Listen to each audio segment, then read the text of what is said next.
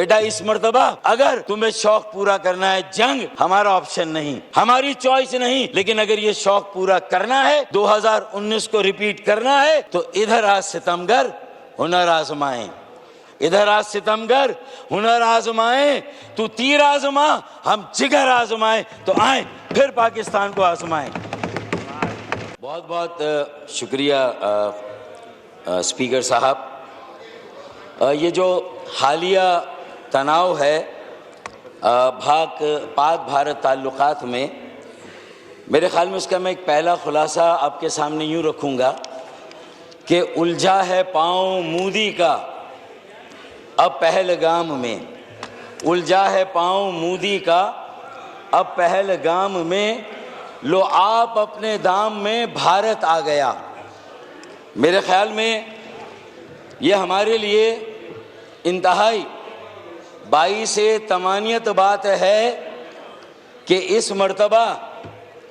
جو Modi mind set ہے، جو بھارت کے حکمرانوں کی جارحیت ہے اور جنگی جنونیت ہے، اس مرتبہ انہیں خارجہ محاذ پر بری طرح سے ناکامی ہوئی ہے۔ یہ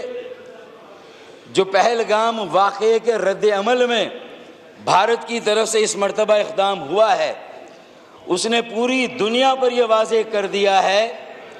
کہ مودی مائنڈ سیٹ نہ صرف علاقے کے امن کے لیے خطرہ ہے، بلکہ یہ پوری دنیا کے امن اور عالمی امن کے لیے سب سے بڑا خطرہ اگر ہے تو وہ مودی مائنڈ سیٹ ہے۔ مودی کی وحشت، بربریت، انسانیت کی توقیر، دہشت گردانہ اور توسیع پسندانہ عزائم، سفاکیت کا یہ کھلا مظہر ہے کہ اس مرتبہ وہ پوری دنیا کی آنکھوں میں یہ دھول جھونکنے میں کامیاب نہیں ہو سکے کہ اس خطے میں ہر طرح کی دہشت گردی خدا نہ خواستہ وہ پاکستان کی سرزمین سے ہوتی ہے۔ میرے خیال میں اس مرتبہ دودھ کا دودھ اور پانی کا پانی ہو گیا۔ یہ اصل میں بونگیاں ہم تو آپس میں مار رہے ہیں، سب سے بڑی بونگی تو مودی سرکار نے اور نریندر مودی نے ماری ہے۔ اسپیکر صاحب، اور بونگی لفظ ہم ہدف کرتے ہیں فاروق ستار صاحب، حالانکہ اس میں کوئی حرج نہیں ہے، کوئی نہیں ہے، پھر آگے چیزیں بڑھتی جائیں گی۔ کر دیں یار، جتنا دو کرنا کر دیں۔ یہ عالمی ضمیر بھی اب جاگ رہا ہے اور جو سارا مودی مائنڈ سیٹ اور مودی کا نیریٹو تھا وہ زمین بوس ہو رہا ہے،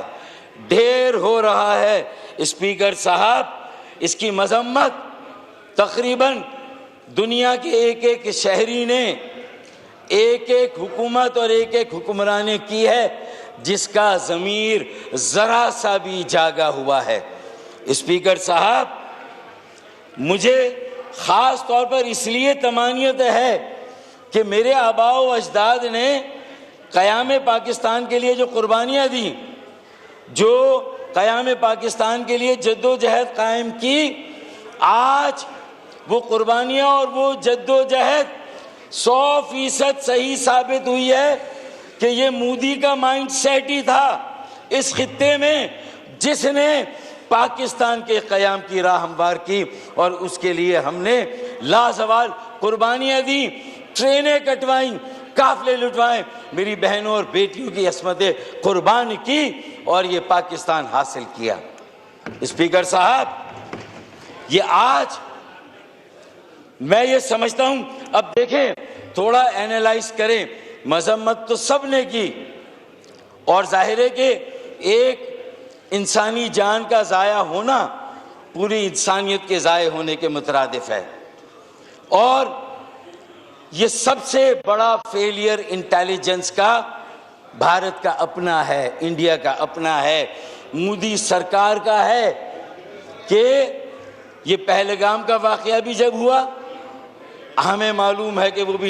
وہ جو پلوامہ کا واقعہ وہ بھی انٹیلیجنس فیلئر تھا، اور یہ پہلگام کا واقعہ بھی انٹیلیجنس فیلئر،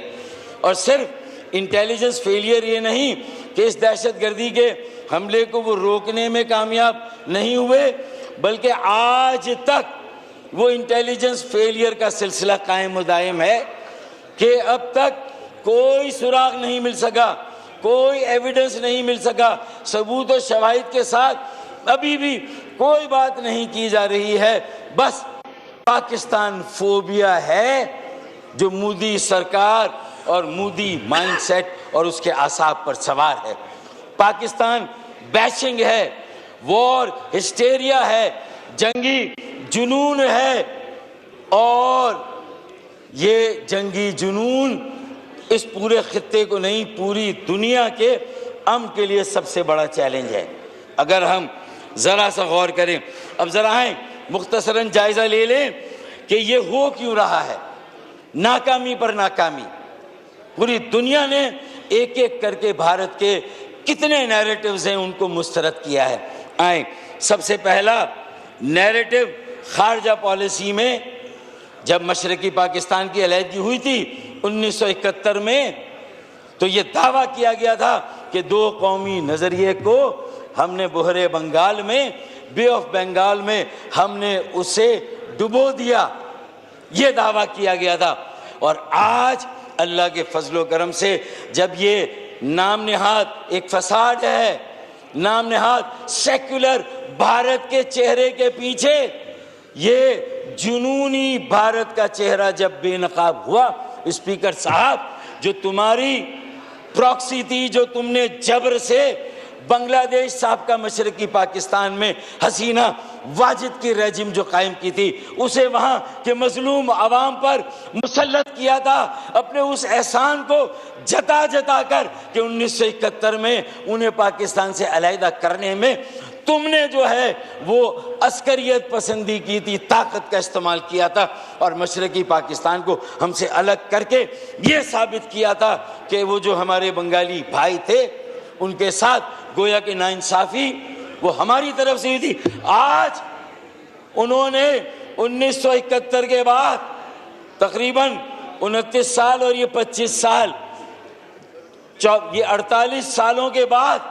تمہاری اس اسٹوجی کو، تمہاری اس ایجنٹ کو، تمہاری اس اعلی کار کو جسے تم نے بنگلہ دیش میں مسلط کیا تھا، وہاں کے کروڑوں بنگالی عوام نے اٹھا کر پھینک دیا اس رجیم کو جو بھارت کی طرف سے بنگلہ دیش میں مسلط کی گئی تھی، تمہارے منہ پر دے مارا،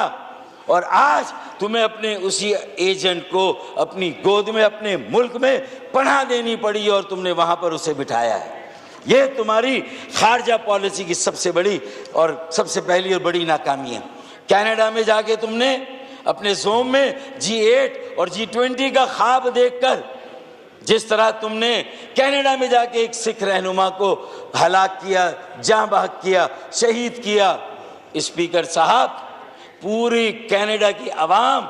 آج تمہاری اس بربریت، وحشت اور دہشت گردی کے خلاف سراپا احتجاج ہے۔ دنیا کے ہر فورم پر کینیڈا کی حکومت اور عوام کی طرف سے یہ احتجاج ریکارڈ کرایا جا رہا ہے، یہ احتجاج کیا جا رہا ہے۔ تمہارے سارے خواب ہیجیمنی کے، توسیع پسندانہ عزائم کے،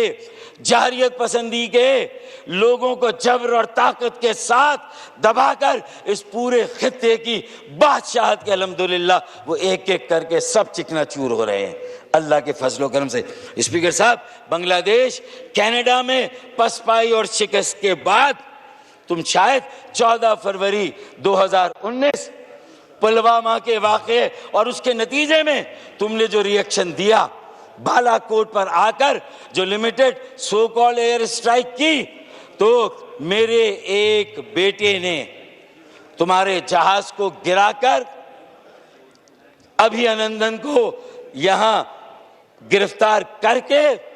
اور اسے چائے کی پیالی پلا کر جو ہے وہ واپس بھیجا تھا۔ بیٹا، اس مرتبہ اگر تمہیں شوق پورا کرنا ہے، جنگ ہمارا آپشن نہیں، ہماری چوائس نہیں، لیکن اگر یہ شوق پورا کرنا ہے، 2019 کو ریپیٹ کرنا ہے، تو ادھر آ ستمگر ہنر آزمائیں، ادھر آ ستمگر ہنر آزمائیں، تو تیر آزما، ہم جگر آزمائیں، تو آئیں پھر پاکستان کو آزمائیں، پاکستانی قوم کے حوصلوں کو آزمائیں، ہمارے جذبوں کو آزمائیں۔ اسپیکر صاحب آئیں۔ ارے بیٹا پہلے ایک جہاز اور ایک پائلٹ گرایا تھا، انشاءاللہ اس مرتبہ پورا انڈین ایئر فورس کا اسکواڈرن پاکستان کی سرزمین پر اتاریں گے انشاءاللہ تعالی۔ اور پھر صرف چائے کی ایک پیالی نہیں بلکہ چائے کے ڈرم بھر کر مودی سرکار کے لیے دلی بھجوائیں گے، کیونکہ تمہارا آبائی پیشہ بھی چائے کھانے کا تھا، چائے پلانے کا، چائے بنانے کا تھا۔ تمہیں تمہاری حیثیت یاد دلائیں گے انشاءاللہ تعالی۔ یہ ہمیں تم نے للکارا ہے، یہ ایک کے بعد ایک خارجہ پالیسی، دفاعی پالیسی۔ تو میں یہ کہہ رہا ہوں کہ یہ اللہ کا کرم ہے، بلیسنگ ان ڈسگائز ہے۔ 47 میں جو یکجہتی تھی، قوم متحد منظم متحرک تھی، 1965 کی جنگ میں متحد منظم متحرک ہوئی، اور ابھی جنگ کے آثار ہیں، خطرات ہیں، اور پوری قوم سیسا پلائی ہوئی دیوار ہے، پوری قوم تسبیح کے ایک دانے میں پرو دی گئی ہے۔ اسپیکر صاحب افواج پاکستان کے ساتھ ہے، غیر مشروط طور پر افواج پاکستان کے ساتھ ہے۔ پاکستان کی پوری عوام، پوری قوم، ایک ایک شہری، ایک ایک بچہ، جہاں ہماری سلامتی اور بقا کی بات آئے گی، جہاں ہماری آزادی اور خود مختاری کی بات آئے گی۔ ارے ہم تو ابھی لانچنگ پیڈ پر آئے تھے معاشی طور پر، ہمیں تو ابھی گرو کرنا تھا۔ تمہارا دعویٰ تو کئی سالوں سے مسلسل جو تمہاری شرح نمو اور گروتھ ریٹ ہے اس کا تھا۔ پہلے اپنے برلا سے، ٹاٹا سے، ریلائنس اور امبانی سے پوچھو کہ آج تم اپنے آپ کو جہاں کہتے ہو جو تمہارا دعویٰ ہے، اپنی غلطیوں پر پردہ ڈالنے کی بجائے اس کا اعتراف کرو، انٹیلیجنس فیلئر کا اعتراف کرو۔ جو اب تک انٹیلیجنس فیلئر، اور پاکستان نے جو نہلے پہ دہلا مارا، کمال ہو گیا، ٹٹ فار ٹیٹ، ایسی پالیسی تھی۔ آئیں عالمی کمیشنوں میں جاتے ہیں، عالمی فورم پہ جاتے ہیں، غیر جانبدارانہ تحقیقات کراتے ہیں، ہم بھی وہاں پیش ہوتے ہیں، تم بھی پیش ہو، ثبوت و شواہد لاؤ۔ اور جتنے واقعات میں ہم پر الزام لگایا گیا، اب تمہاری یہ جو سیکولرزم کے تابوت میں یہ آخری کیل بیٹا تم نے ٹھوکی ہے۔